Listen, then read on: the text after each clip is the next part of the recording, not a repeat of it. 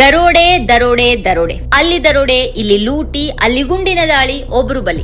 ಇತ್ತೀಚಿನ ದಿನಗಳಲ್ಲಿ ಕರ್ನಾಟಕದಲ್ಲಿ ಆಗಾಗ ಕೇಳ್ಬರ್ತಾ ಇರುವಂತಹ, ಜನರನ್ನ ಬೆಚ್ಚಿ ಬೀಳಿಸ್ತಾ ಇರುವಂತಹ ಸುದ್ದಿಗಳಿವು. ಸರ್ಕಾರ ನಾನಾ ತೆರಿಗೆ ಹೆಸರಿನಲ್ಲಿ, ಬ್ಯಾಂಕ್ಗಳು ನಾನಾ ಶುಲ್ಕಗಳ ಹೆಸರಲ್ಲಿ, ಆಸ್ಪತ್ರೆಗಳು ಪರೀಕ್ಷೆ ಹೆಸರಲ್ಲಿ, ಶಾಲಾ ಕಾಲೇಜುಗಳು ಶಿಕ್ಷಣದ ಹೆಸರಲ್ಲಿ, ಉದ್ಯಮಿಗಳು ವ್ಯಾಪಾರದ ಹೆಸರಲ್ಲಿ ಜನರನ್ನ ದರೋಡೆ ಮಾಡ್ತಾ ಇರುವಂತಹ ಕಾಲ ಇದು ಅಂತ ಜನ ದೂರ್ತಾನೆ ಇದ್ದಾರೆ. ಮೊದಲೇ ಆದಾಯ ಕಡಿಮೆ ಆಗ್ತಾ ಇರುವಂತಹ ಈ ದಿನಗಳಲ್ಲಿ ಶಾಲಾ ಕಾಲೇಜುಗಳಿಗೆ, ಬ್ಯಾಂಕ್ಗಳಿಗೆ, ಆಸ್ಪತ್ರೆಗಳಿಗೆ ಹೋಗೋದೇ ಡೇಂಜರ್ ಅನ್ನುವಂತಹ ಮಾತುಗಳು ಜನರ ನಡುವೆ ಈಗ ಕೇಳಿ ಬರ್ತಾ ಇದೆ.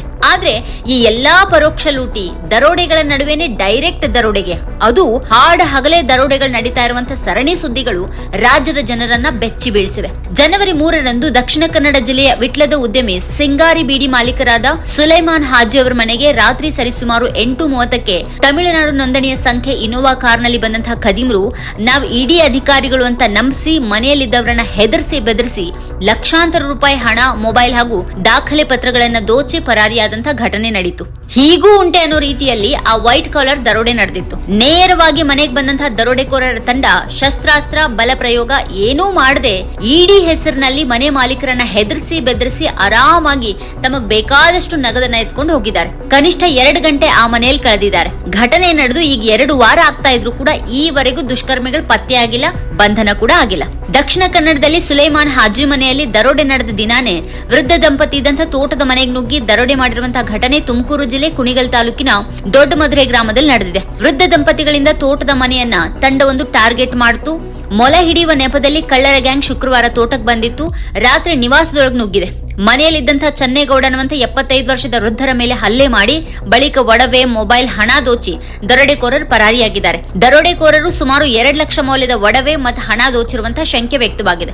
ಜನವರಿ 16ರಂದು ಗುರುವಾರ ಬೀದರ್ನಲ್ಲಿ ಯಾರೂ ಊಹಿಸದ ರೀತಿಯಲ್ಲಿ ದರೋಡೆ ನಡೆದಿದೆ. ಅಲ್ಲಿ ಬೈಕ್ನಲ್ಲಿ ಬಂದಂತಹ ಇಬ್ಬರ ತಂಡ ಬ್ಯಾಂಕ್ನಿಂದ ಎಟಿಎಂಗೆ ಹಣ ಸಾಗಿಸ್ತಾ ಇದ್ದವರ ಮೇಲೆ ದಾಳಿ ಮಾಡಿ ಗುಂಡು ಹಾರಿಸಿ ಒಬ್ಬರನ್ನ ಕೊಲೆಗೈದು ಸುಮಾರು 93 ಲಕ್ಷ ರೂಪಾಯಿ ತೆಗೆದುಕೊಂಡು ಪರಾರಿಯಾಗಿದೆ. ನೂರಾರು ಜನರ ನಡುವೆನೆ ದರೋಡೆಕೋರರು ಹಾಡ ಹಗಲೇ ಅಟ್ಟಹಾಸ ಮೆರೆದಿದ್ದಾರೆ. ಬೀದರ್ ಜಿಲ್ಲಾಧಿಕಾರಿಗಳ ಕಚೇರಿ, ಜಿಲ್ಲಾ ನ್ಯಾಯಾಲಯದ ಸಮೀಪದಲ್ಲೇ ಇರುವಂತಹ ಬ್ಯಾಂಕ್ ಎದುರು ಈ ಒಂದು ದರೋಡೆ ನಡೆದಿದೆ. ಸಾಮಾನ್ಯ ಬೈಕ್ ನಲ್ಲಿ ಬಂದವರು ಈ ರೀತಿ ಲಕ್ಷಗಟ್ಟಲೆ ರೂಪಾಯಿ ದರೋಡೆ ಮಾಡಿ ಪರಾರಿಯಾಗಿದ್ದಾರೆ. ಜೊತೆಗೆ ಒಬ್ಬ ಅಮಾಯಕನ ಬಲಿ ಕೂಡ ತೆಗೆದುಕೊಂಡಿದ್ದಾರೆ. ಈ ದರೋಡೆಕೋರರ ಬೆನ್ ಹತ್ತಿದಂತಹ ಪೊಲೀಸರಿಗೆ ಹೈದರಾಬಾದ್ ನಲ್ಲೂ ಕೂಡ ದುಷ್ಕರ್ಮಿಗಳು ಗುಂಡು ಹಾರಿಸಿದ್ದಾರೆ ಅಂತ ವರದಿಯಾಗಿದೆ. ಅಲ್ಲಿಗೆ ಇದು ಮಹಾಪಾತಕಿಗಳ ತಂಡ ಅನ್ನೋದು ಸಾಬೀತಾಗಿದೆ. ಗುರುವಾರ ನಡೆದಂತಹ ಗುಂಡಿನ ದಾಳಿ ಮತ್ತೆ ದರೋಡೆಗಳನ್ನ ಬಿಹಾರದಲ್ಲಿ ದರೋಡೆ ಮತ್ತು ಕಳ್ಳತನದ ದೀರ್ಘ ಇತಿಹಾಸ ಹೊಂದಿರುವಂತಹ ಅಮಿತ್ ಕುಮಾರ್ ನೇತೃತ್ವದ ಕುಖ್ಯಾತ ಗ್ಯಾಂಗ್ ನಡೆಸಿದೆ ಅಂತ ಪೊಲೀಸರು ಶಂಕಿಸಿದ್ದಾರೆ. ಈ ಗ್ಯಾಂಗ್ ಅಫ್ಜಲ್ ಗಂಜ್ ನಲ್ಲಿ ಗುಂಡಿನ ದಾಳಿ ನಡೆಸಿ ಪರಾರಿಯಾಗುವ ಮುನ್ನ ಬೀದರ್ನಲ್ಲಿ ಎಟಿಎಂ ದರೋಡೆ ಮಾಡಿ ರಾಯ್ಪುರ ಮೂಲಕ ಬಿಹಾರಕ್ಕೆ ಪಲಾಯನ ಮಾಡಿದೆ ಅಂತ ಪೊಲೀಸರು ಊಹಿಸಿದ್ದಾರೆ. ಬೀದರ್ ದರೋಡೆಯ ಸುದ್ದಿ ಇನ್ನೂ ಹಸಿರಾಗಿರುವಾಗಲೇ ಶುಕ್ರವಾರ ಜನವರಿ 17ರಂದು ಮಂಗಳೂರಿನಲ್ಲಿ ದೊಡ್ಡ ದರೋಡೆ ನಡೆದು ಹೋಗಿದೆ. ಅದು ರಾಜ್ಯದ ಮುಖ್ಯಮಂತ್ರಿ ಮಂಗಳೂರಿನಲ್ಲೇ ಇರುವಾಗ ಈ ಒಂದು ದರೋಡೆ ಹಾಡ ಹಗಲೇ ನಡೆದಿದೆ. ಉಳ್ಳಾಲ ತಾಲೂಕಿನ ಕೆಸಿ ರೋಡ್ನ ಕೋಟೆಕಾರ ಸಹಕಾರ ಬ್ಯಾಂಕ್ಗೆ ನುಗ್ಗಿದಂತಹ 5 ಮುಸುಕುಧಾರಿಗಳು ಬಂದೂಕಿನಿಂದ ಬ್ಯಾಂಕ್ ಸಿಬ್ಬಂದಿ, ಅಧಿಕಾರಿಗಳನ್ನ ಬೆದರಿಸಿ ಚಿನ್ನಾಭರಣ, ನಗದು ದೋಚಿ ಕಳ್ಳರು ಪರಾರಿಯಾಗಿದ್ದಾರೆ. ಹಾಡ ಹಗಲೇ ಬ್ಯಾಂಕ್ ನುಗ್ಗಿದಂತಹ 5 ದರೋಡೆಕೋರರು ಕೃತ್ಯ ಎಸಗಿದ್ದಾರೆ. ಬಂದೂಕಿನಿಂದ ಬ್ಯಾಂಕ್ ಸಿಬ್ಬಂದಿಯನ್ನ ಬೆದರಿಸಿ ಚಿನ್ನಾಭರಣ, ನಗದು ಕಳ್ಳತನ ಮಾಡಿದ್ದಾರೆ. 10 ರಿಂದ 12 ಕೋಟಿ ರೂಪಾಯಿನಷ್ಟು ಮೊತ್ತ ಹಾಗೂ ಚಿನ್ನವನ್ನ 4-5 ಚೀಲದಲ್ಲಿ ಹಣ ತುಂಬಿಕೊಂಡು ಎಸ್ಕೇಪ್ ಆಗಿದ್ದಾರೆ. ಮಂಗಳೂರಿನಲ್ಲಿ ಸಿಎಂ ಸಿದ್ದರಾಮಯ್ಯ ಕಾರ್ಯಕ್ರಮದ ಕಾರಣ ಹೆಚ್ಚಿನ ಪೊಲೀಸರು ಅದರ ಭದ್ರತೆಗೆ ತೆರಳಿದ್ರು. ಇದನ್ನೇ ಟಾರ್ಗೆಟ್ ಮಾಡಿಕೊಂಡು ದರೋಡೆಗೆ ಸಂಚು ರೂಪಿಸಿದಂತಹ ಶಂಕೆ ವ್ಯಕ್ತವಾಗಿದೆ. ಘಟನಾ ಸ್ಥಳಕ್ಕೆ ಉಳ್ಳಾಲ ಠಾಣೆ ಪೊಲೀಸರು, ಶ್ವಾನದಳ ಸಿಬ್ಬಂದಿ ಭೇಟಿ ಪರಿಶೀಲನೆ ನಡೆಸಿದ್ದಾರೆ. ಬ್ಯಾಂಕ್ಗೆ ವಿಧಾನಸಭೆ ಸ್ಪೀಕರ್ ಯುಟಿ ಖಾದರ್ ಅವರು ಭೇಟಿ ನೀಡಿ ಪರಿಶೀಲನೆ ನಡೆಸಿದ್ದಾರೆ. ಉಳ್ಳಾಲವು ಯುಟಿ ಖಾದರ್ ಅವರ ವಿಧಾನಸಭಾ ಕ್ಷೇತ್ರ ಆಗಿದೆ. ಒಟ್ಟಾರೆ ಹೊಸ ವರ್ಷದ ಮೊದಲ ತಿಂಗಳು ಕರ್ನಾಟಕದ ಪಾಲಿಗೆ ದರೋಡೆ ತಿಂಗಳಾಗಿನೇ ಗುರುತಿಸಲ್ಪಡೋ ಹಾಗೆ ಆಗಿದೆ. ಒಂದಾದ ಮೇಲೊಂದು ದರೋಡೆ, ಲೂಟಿ, ಸಾವು ನಡೆದಿದೆ. ವಿಟ್ಲ ಹಾಗೂ ಮಂಗಳೂರು ದರೋಡೆ ಪ್ರಕರಣಗಳಲ್ಲಿ ಅದೃಷ್ಟವಶಾತ್ ಯಾವುದೇ ಬಲ ಪ್ರಯೋಗ, ಹಿಂಸೆ ನಡೆದಿಲ್ಲ. ಬೀದರ್ನಲ್ಲಿ ಒಬ್ಬ ಅಮಾಯಕ ಬಲಿಯಾಗಿದ್ದರೆ ಕೋಟಿಗಟ್ಟಲೆ ರೂಪಾಯಿ ಲೂಟಿ ಆಗಿದೆ. ಮಂಗಳೂರಿನ ಬ್ಯಾಂಕ್ ನಲ್ಲಿ ಬಡವರು, ಮಧ್ಯಮ ವರ್ಗದವರು ಕಷ್ಟ ಕಾಲಕ್ಕೆ ಚಿನ್ನ ಅಡ ಇಟ್ಟಿದ್ರು. ಅದೀಗ ದರೋಡೆ ಗ್ಯಾಂಗ್ ಪಾಲಾಗಿದೆ. ಜನರ ದಿಕ್ಕೆಟ್ಟಿದ್ದಾರೆ. ಬ್ಯಾಂಕ್ ನಲ್ಲಿ ಸಾಕಷ್ಟು ಸುರಕ್ಷತಾ ವ್ಯವಸ್ಥೆ ಇರಲಿಲ್ಲ ಅನ್ನುವಂತಹ ದೂರಿದೆ. ಈ ರೀತಿ ಸರಣಿ ಲೂಟಿ, ದರೋಡೆ ಪ್ರಕರಣ ನಡೆಯೋದು ಒಳ್ಳೆಯ ಲಕ್ಷಣ ಅಲ್ಲ. ಕಾನೂನು ಸುವ್ಯವಸ್ಥೆಗೆ ಬಹುದೊಡ್ಡ ಸವಾಲಿದು. ಪೊಲೀಸರು ಈ ಕೂಡಲೇ ಕಾರ್ಯಪ್ರವೃತ್ತರಾಗಿ ಈ ದುಷ್ಕರ್ಮಿಗಳನ್ನ ಪತ್ತೆ ಹಚ್ಚಿ ಹೆಡೆಮುರಿ ಕಟ್ಟದೇ ಇದ್ದಲ್ಲಿ ಜನರಲ್ಲಿ ಭಯದ ವಾತಾವರಣ ಮೂಡುತ್ತೆ.